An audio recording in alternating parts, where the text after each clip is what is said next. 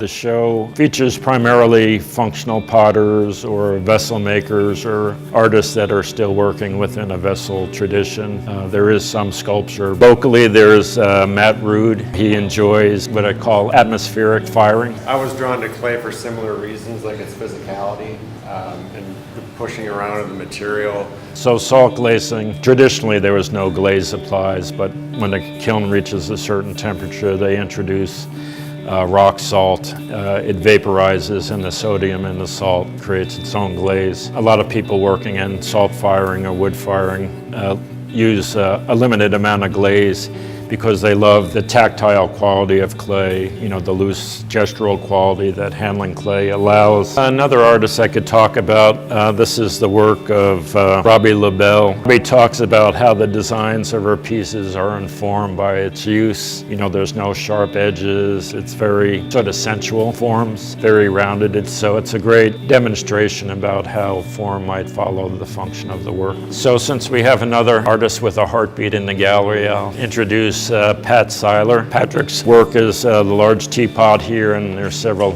examples there. Patrick is multi-talented, and not only does he work in ceramics, he's a phenomenal printmaker, mostly working in woodcuts, painter, mixed media sculptor, and has really developed a unique graphic quality to his work. He uses a lot of stenciling and paper cutouts to create his forms. This piece here is part of a series of pieces that show the different steps in the ceramic process.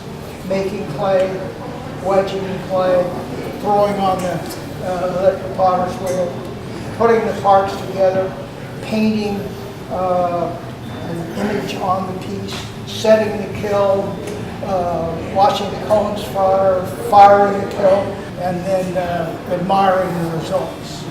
So, the exhibition includes 20 plus artists working in a variety of styles, a lot of different techniques. So another person about it is David Peters.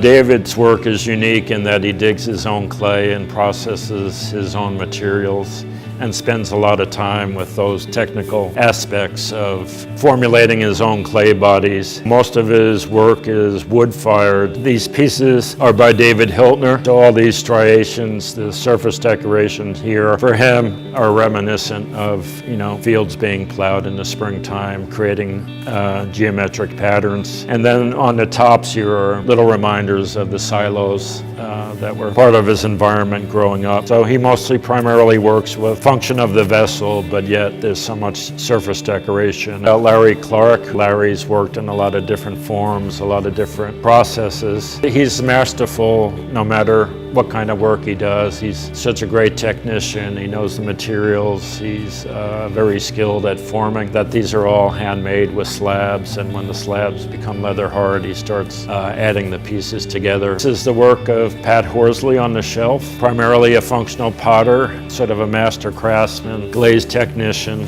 Again, working within a functional pottery format, but yet has a very sculptural quality to it as well. It's fortunate that we have two pieces of Rudy audio in the gallery, and a lot of the imagery he uses on his work are based from childhood memories of growing up in Montana. You'll always see a horse, you'll always see a female nude, and a few other images that he uses. Rudy became known as the Matisse of ceramic. He was a brilliant colorist, and Rudy was one of the first modern ceramicists that got into painting in the round on his vessels. These three figures here by Marilyn Lissa here.